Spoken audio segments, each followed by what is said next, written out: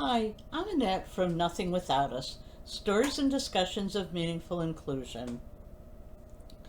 I am still doing another episode that is related to this most recent election and the work of the orange-faced monster. I will, after this, definitely get back to doing my normal podcast with my normal focus, I promise. But I wanted to talk about a little bit about where things are. It is scary. It is definitely a very scary thing where things are. And, I want to talk about what we can do to survive the worst of this.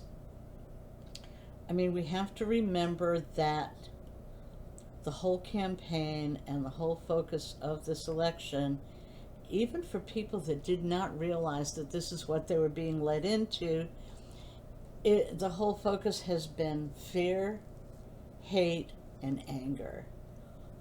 That's just not a really good way to run a country, I don't think. Certainly the whole misogyny that is not going to get better. We have to remember, MAGA supposedly stands for Make America Great Again, but the 18th century feminist, Lucretia Mott, who wasn't from the US, and she was a Quaker, she was from the UK, she once said that the world has never yet seen a truly great and virtuous nation, because in the degradation of woman, the very fountains of life are poisoned at their source. So when you see all this horrible hate spewing from the media, they're still spewing hate over Kamala Harris. They're poisoning the source of the fountains of life, and it means they're doomed to fail. It doesn't mean it's going to be a pretty ride, and for now it's definitely not good. But I just want to give you that. I also want to remind people that no matter what happens, you need to take care of yourself and take care of your family. Recharge your batteries in any way you need to, and then look at ways that you can contribute to making change, because that will feel empowering. Even small changes do empower you to move forward. So I also think it's really important to get your news from non-corporate media. One place I get mine is the Midas Touch Network. They don't make things up. They're very honest. They don't sugarcoat them. They don't speak out of anger and hate. They just report on what is going on. And I appreciate that. I appreciate that when they do analysis, that it is a thought out analysis. It's not spewing out. And there is, the recent nominations to cabinet positions and other high positions in the orange-faced monsters administration are pretty scary. And we have to know that that person is not really interested in being president. So he is going to delegate everything to people. And because his whole goal is hate and retribution, he's not going to be nice about it. He's, delegating it to people that he thinks will carry out the hate and retribution.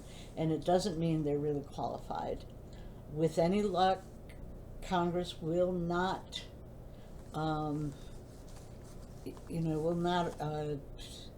ratify their nominations, and we can drag the process out without too much trouble. However, there's no way we can guarantee that. But what we do need to remember is that while, as president, the orange-faced monster does have absolute immunity for the things he does, it doesn't mean his minions do. And So that's another thing that we can do, is legally attack some of the things that they do that are really anti-American, unconstitutional. They're not the ones with absolute immunity. So we're not really helpless. Get involved in the resistance. There are a couple of websites you can go to that have some good information, some sources that can help you take some actions that can help a little bit. And if it helps just a little bit and everybody's helping just a little bit, that does move forward in a positive way. But it also has the effect of giving you the sense of no longer being powerless. So I'm going to put some of these resources in the notes for this episode. One organization is called weareworthfightingfor.org. Another one is moveon.org. And I will, like I say, attach those links. So I want to say a couple of things about the economic impact of this election. Unfortunately, the American people, one, have a short memory, and two, don't always know how the economy really works. And this is not because you're not bright enough to know. We don't teach people this in high school, and not everybody's going to study it in college. So, in college, pretty much either love or hate economics. I'm the person that loved it, but I recognize that a lot of people do not. So the American people need to stop looking at economics around the country in the same way that they look at budgeting for the family. Okay, so when budgeting for your family, you have limited resources. You may have one or two people working outside of the home, and that's your income. You have limited ways of earning money because it all depends really on what your job skills are and what jobs are available and what you're earning in your job.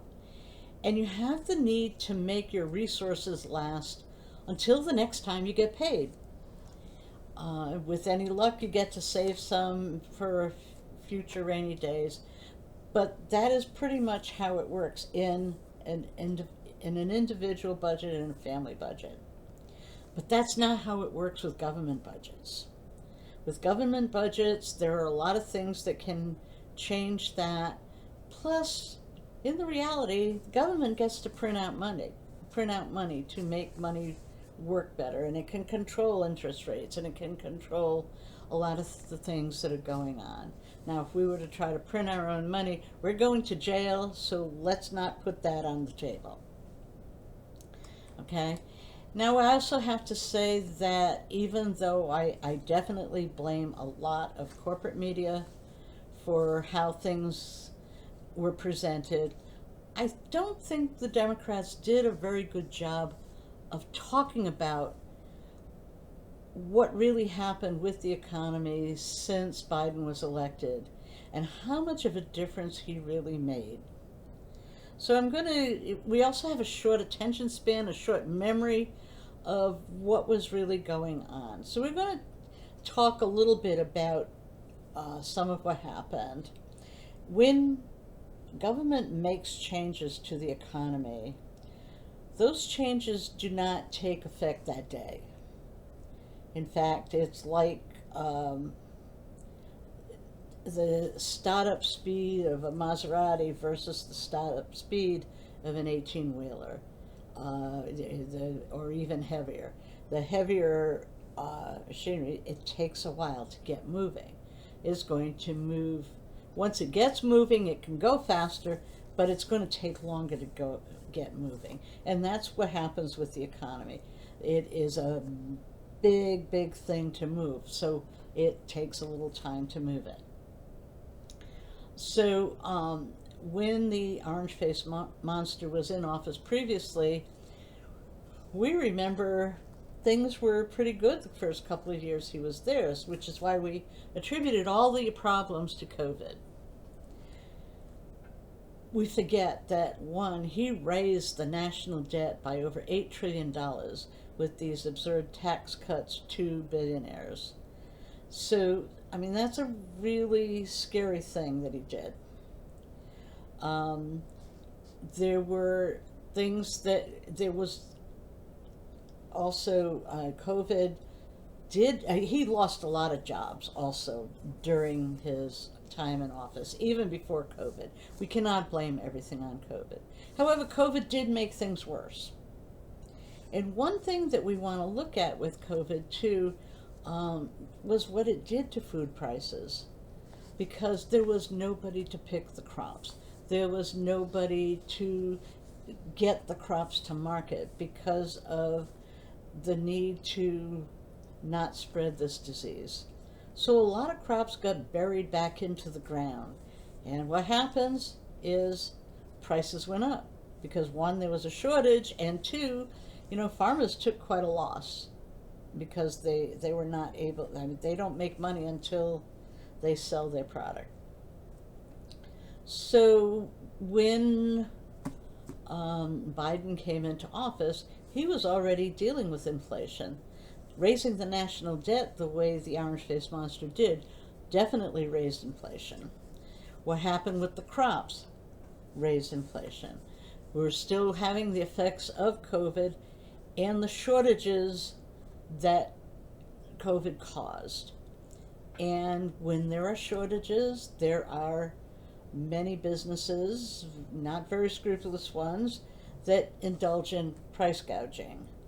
And so that really raised inflation. So since he did come into office, there were a few things that he did that made a big difference. The Chips and Sciences Act brought more manufacturing of technology back into the U.S. So he created jobs all over, created manufacturing jobs, created jobs in the automobile industry. So, you saw business coming back. He also, had the Inflation Reduction Act, trying to change the effect of reduction of inflation. But people want to know, well, why didn't the Inflation Reduction Act and job creation efforts not reduce the price of eggs? Again, it takes a while for it to get from that starting point and get down to all of the things that we need. He did lower the price of insulin and other medications, where before Medicare was not allowed to negotiate with drug companies to lower prices. Now we can. So he did a lot of these things that were really good. Definitely the whole infrastructure work that's being done, which also not only helped cities and towns, but it also, it spent money. It, again, helped lower inflation. So these were all things that were done, and the good effects of them are going to carry over for a year or two, and the orange-faced monster will, of course, take credit for it. But what we need to watch is what he does next, because that's what's going to hurt us in the long run. So that's that little bit of an economics lesson. I hope I didn't make it too boring. But there is more. Again, the whole issue of immigration. So let's talk about some realities. Statistics show that most immigrants do not commit crimes. In fact, the crime rate amongst immigrants is lower than that of American citizens. Part of the reason is that they came here for a better life, not to disrupt our life. They could have all the crime they wanted in their own country. That's not a problem. They came in here to have a better life and to escape crime. Now, I'm not going to say everyone is perfect. There are going to be some that slip through. However, overall, immigrants are good citizens, even before they're citizens. All right, so that's one thing. So let's look at the economic effects of this what is proposed by the orange-faced monster and his minions in deporting millions of migrants. One thing we have to think about is, where are we going to get the millions and millions of dollars that it's going to take to round them up and deport them and put them in their little cages that some of the minions want to do? I know there's a whole lot of hate in there, and I have a hard time with the hate, but that's going to cost a lot of money to do. Our police forces already have a full-time job. Our National Guard has a job. Our military has a job. Where are we going to get the people to do this? How are we going to pay for it? It is going to be extremely expensive. What is that going to mean? Because it's going to be extremely expensive and not give us any benefit. Inflation. Yep, it's going to go up some more. That price of eggs, you're going to be talking $1 an egg pretty soon. Sorry, but that's reality. We have to think about that. Then we have to think about who is going to get your food, who is going to pick the crops. Again, especially those delicate crops that cannot be harvested by these big harvesters, your tomatoes, your strawberries, things like that. We don't have people out there doing that. We're not going to have people who want to do that work. If you do get any U.S. citizens to do that work, it's going to cost. So, again, this is going to cause inflation. And it's going to create more shortages, which will also then create job price gouging, and there we go again. Another way that this mass deportation is going to affect us in the economics world is that a lot of the migrants here work in factories and keep businesses afloat. Because these businesses were going down the tubes, not because they were bad businesses, but they could not get enough help. Springfield, Ohio was one of many cities and towns that found that in order to keep their factories and their manufacturing open, they had to import labor. And migrants are happy to have a job. They're happy to live in peace, and they're hard workers, and they're productive, and they save the businesses in these cities and towns. So what happens when they go away? Those businesses, down the tubes. It's just not going to work. So again, we're going to have shortages, which means higher prices and certainly more price gouging. I don't know if you see where this is going, but when we start tacking on the effects of tariffs, and tariffs have tariffs work for certain circumstances. So say that the U.S. was,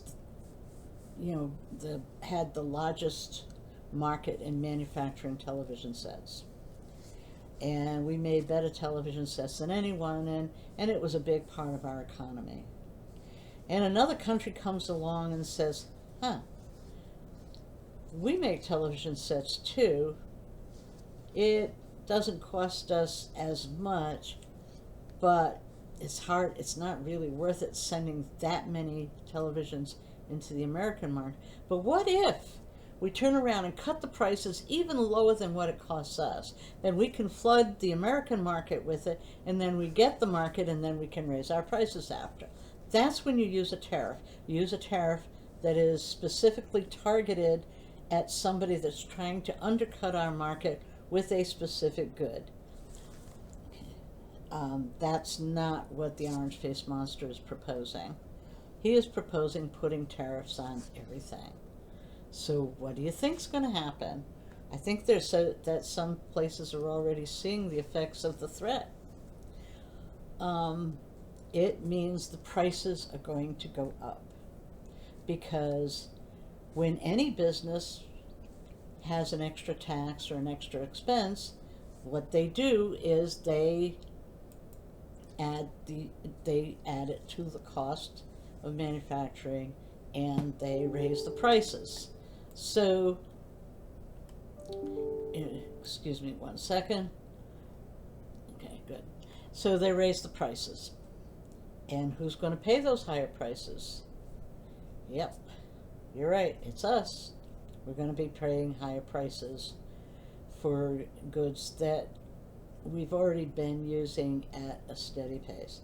Now, if you believe that that's only going to affect those countries that are getting tariffs, I must remind you, when was the last time you heard that Mexico actually paid for the wall?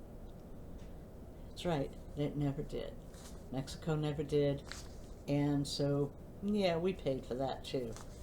So, get your sources, learn a little bit about the effect of some of these things. Ask questions, look up the effects of some of these things, and, try to steel yourself against the worst of it, but also, look for ways to legally, non-violently fight against these things. There is a resistance, and we can all take part in it.